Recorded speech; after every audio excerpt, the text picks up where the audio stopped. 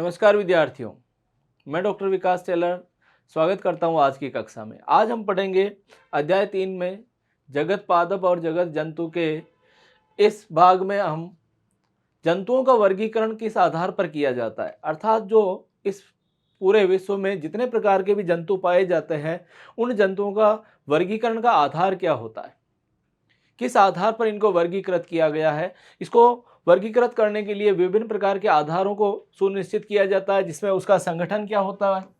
दूसरा, सममिति के आधार पर किया जा सकता है। जंतु जो पाए जाते हैं देह गुहा के आधार पर वर्गीकृत किया जा सकता है। इसी प्रकार से जब किसी भी जंतु का विकास होता है तो उसमें कितने प्रकार के जनन स्तर पाए जाते हैं, इस आधार पर इसका वर्गीकरण किया जा सकता है। उस जंतु में नोटोकोड उपस्थित है या नहीं है, नोटोकोड की उपस्थिति अनुपस्थिति के आधार पर इसका वर्गीकरण किया जा सकता है।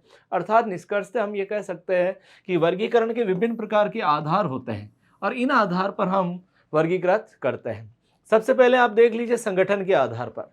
देखिए, जंतु जो पाए जाते हैं उनमें कोशिकाओं की संख्या के आधार पर यदि हम बात करें तो ये एक कोशिकीय या बहुकोशिकीय हो सकता है।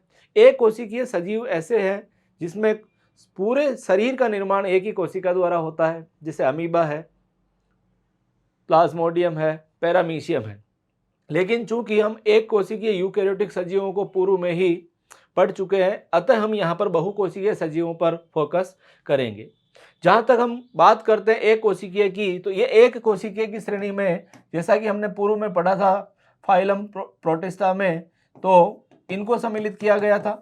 जबकि बहुकोशिकीय सजीवों के अंदर कई प्रकार के सारे सदस्य आते हैं जो यूकेरियोटिक प्रवृत्ति के आते हैं। यहाँ पर आप देख सकते हो कि अब बैक्टीरिया है, पैरामीशियम है, अमीबा है, क्लेमाइडोमोनास है, यूग्लिना है, ऐसे कई सारे जीव पाए जाते हैं जो एक कोशिकीय होते हैं। जबकि दूसरी तरफ आप देख सकते हो ये ऑक्टोपस और पेट्रोमाइजोन का उदाहरण दे रखा है, ये दोनों बहुकोशिकीय की श्रेणी में आते हैं।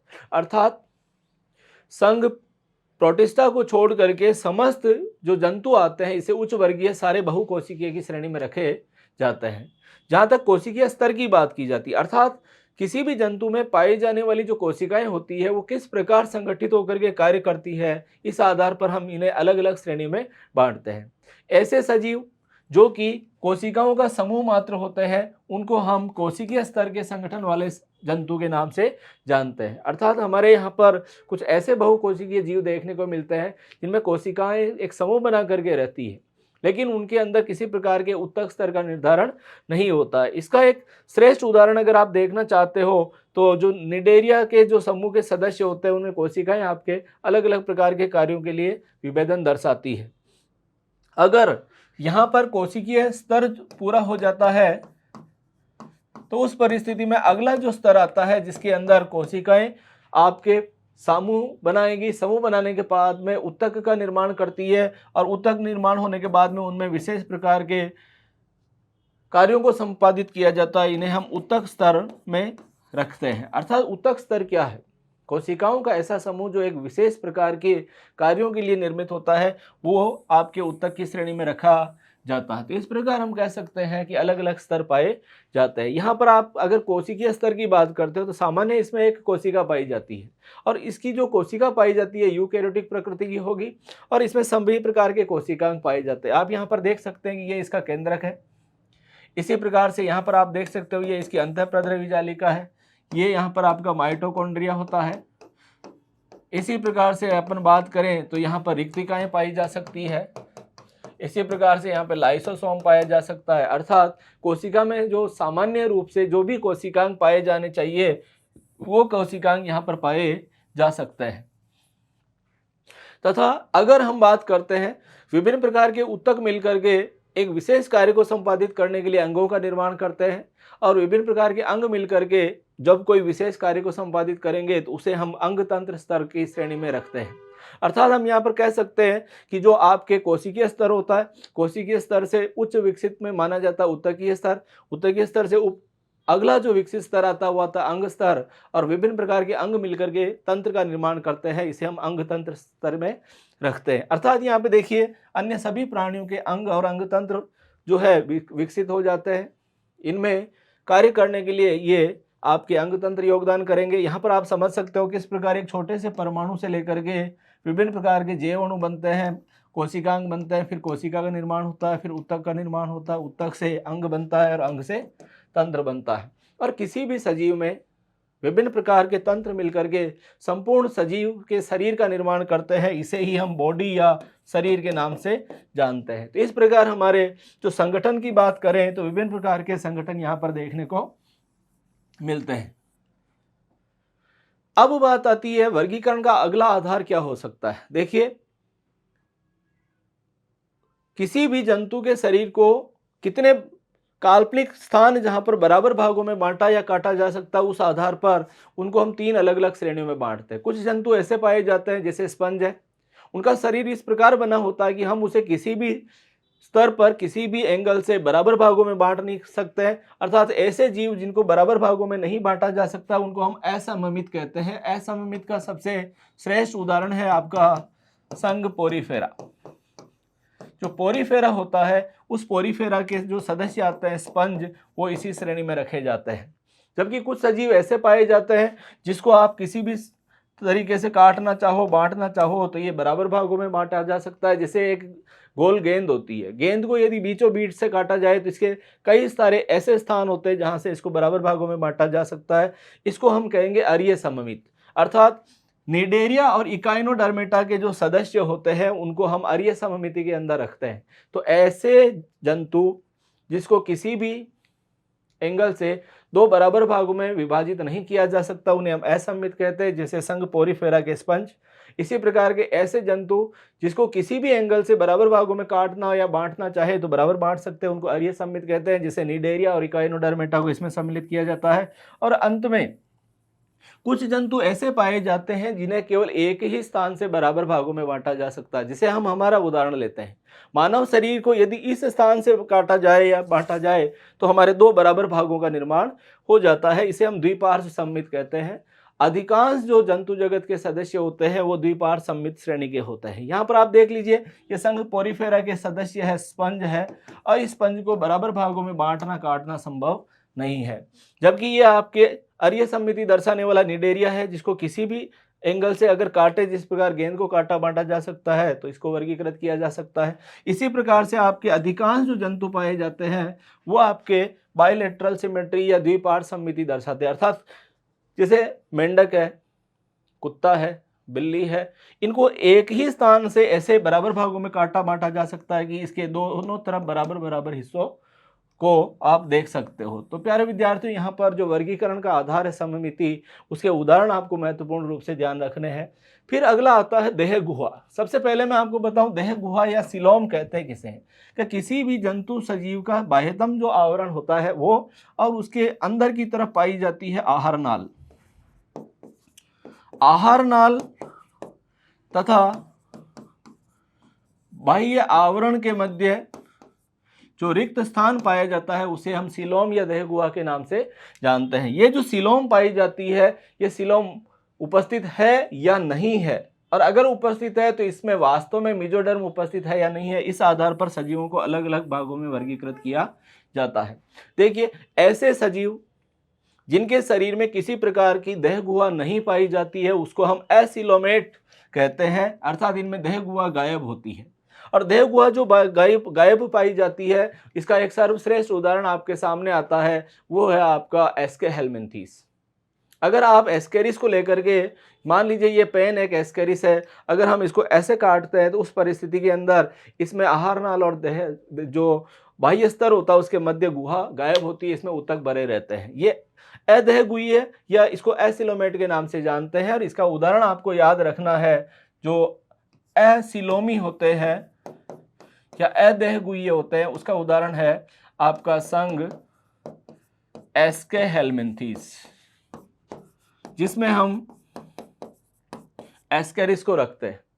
इसी प्रकार से अगर आप देख सकते हो, ऐसे सजीव जिसके अंदर सीलोम पाई जाती है, अर्थात दोनों आहार नाल और बाह्य देहीय स्तर के मध्य अगर आहार नाल पाई जाएगी और बीच में रिक्त स्थान है तो देह गुहा है। अब देह गुहा में यदि मान लीजिए देह गुहा उपस्थित है तो उस परिस्थिति में आप इसको 2 श्रेणी में बांटते हो।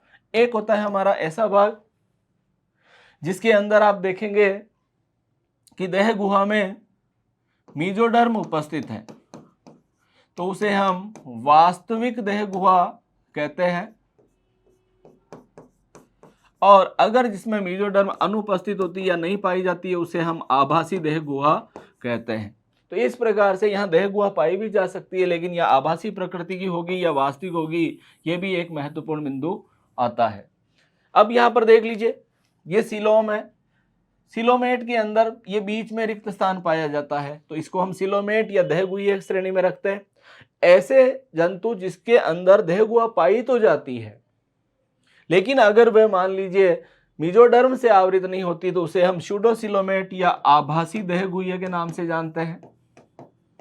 और ऐसे जंतु जिसमें देह गुहा पाई ही नहीं जाती है, अर्थात ये मान लीजिए आहार नाले या बाह्य स्तर है, तो इसके बीच में ऊतक भरे हुए पाए जाते हैं। ये जो ऊतक भरे हुए पाए जाते हैं, ये इस बात का संकेत है कि यहाँ पर आपके देह गुहा अनुपस्थित है। इसको हम अदेह गुहा के नाम से जानते हैं। तो प्यारे विद्यार्थियों, इस प्रकार देह गुहा उपस्थित है या नहीं है, इस आधार पर जंतुओं को 3 मुख्य भागों में वर्गीकृत किया गया है।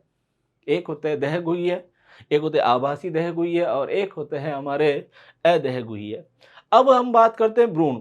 जब किसी जंतु के भ्रूणीय विकास के निर्माण की बात आती है तो परिवर्धन के समय उसमें 3 प्रकार के जनन स्तरों का निर्माण होता है। जो जनन स्तर बनते हैं उनको हम निम्न श्रेणी में बांटते हैं। एक होता है बाह्य जनन स्तर, जिसको हम एक्टोडर्म कहते हैं। इसी प्रकार से एक मध्य जनन स्तर होता है, उसको हम मेसोडर्म कहते हैं। और एक होता है हमारी अंतः जनन स्तर, जिसको हम एंडोडर्म के नाम से जानते हैं। अधिकांशतया जनन स्तरों के आधार पर अगर जो सजीवों की बात की जाती है तो कुछ सजीव ऐसे पाए जाते हैं जिसके अंदर एक्टो तथा एंडोडर्म दोनों पाई जाती है। तो ऐसे जंतु जिसमें केवल 2 ही जनन स्तर पाए जाते हैं उन्हें हम डिप्लोब्लास्टिक कहते हैं। और ऐसे जंतु जिसके शरीर के निर्माण में 3 प्रकार के जनन स्तर भाग लेते हैं उन्हें हम ट्रिप्लोब्लास्टिक कहते हैं। तो डिप्लोब्लास्टिक और ट्रिप्लोब्लास्टिक की बात की जाती है, वो यहाँ पर आपके समझ में आ सकती है। डिप्लोब्लास्टिक का मतलब होता है 2 जनन स्तरों का पाया जाना, अर्थात 2 ही जनन स्तर पाए जाएंगे।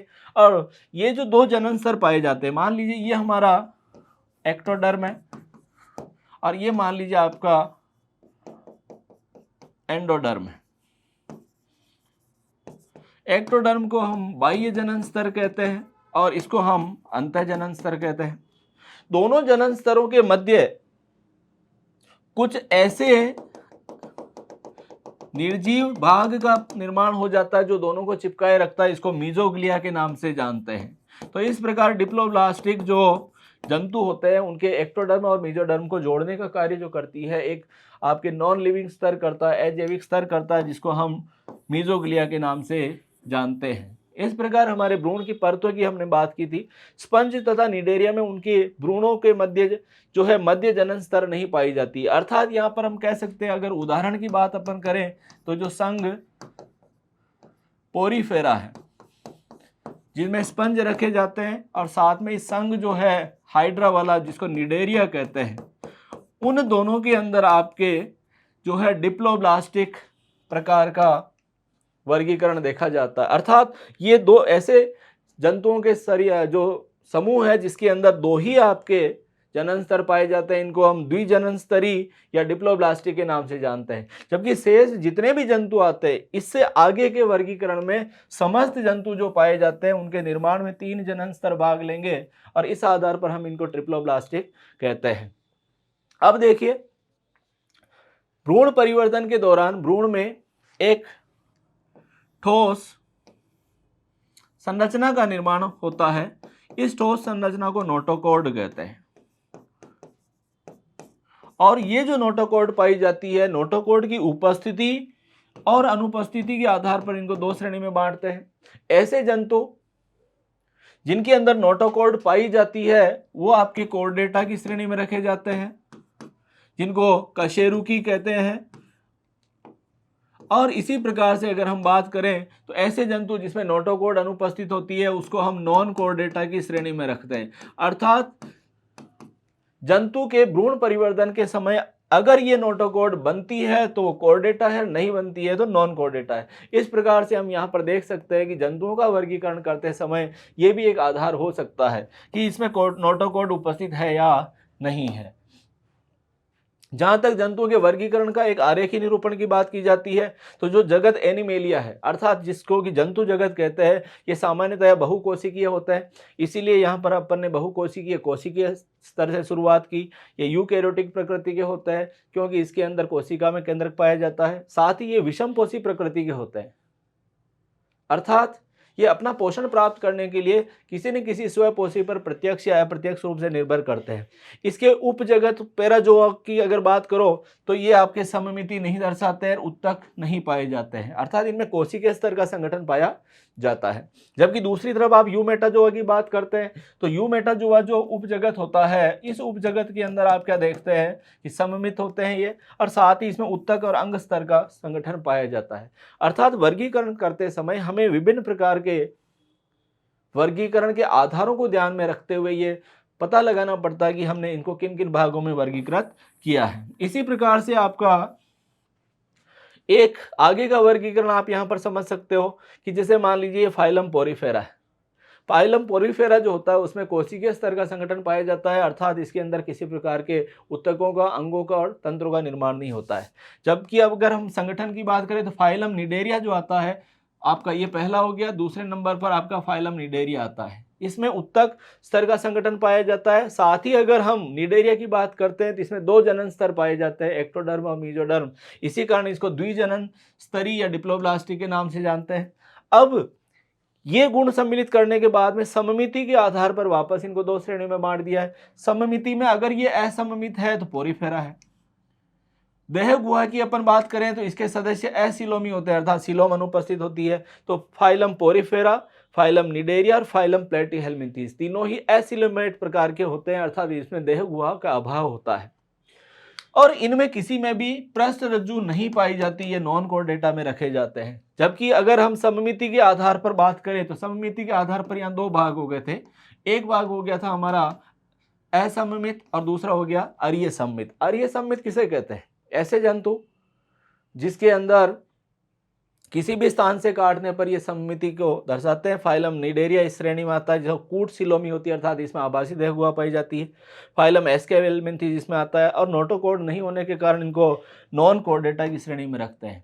और बाकी अन्य सभी जो फाइलम है, देखिए शेष बचे हुए जंतुओं के यहाँ पर से सारे के सारे फाइलम जो रहते हैं एस्केवेल्मिंथीज के बाद में एनेलिडा से लेकर के आपके कोर्डेटा तक और आगे वर्गीकरण करें उपवर्गीकरण मैमेलिया तक, सारे के सारे अंग तंत्र स्तर दर्शाते हैं। ट्रिप्लोब्लास्टिक होते हैं, अर्थात इसके निर्माण के अंदर 3 जनन स्तर भाग लेते हैं। ये द्विपार्श्व सम्मित होते हैं, अर्थात इसके शरीर का निर्माण इस प्रकार से होता है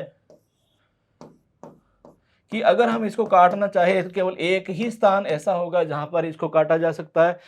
अन्य सभी फाइलम जो शेष बचे कुछ फाइलम है वो यूसिलोमेट प्रकृति के होते हैं, वास्तविक सिलोम पाई जाती है।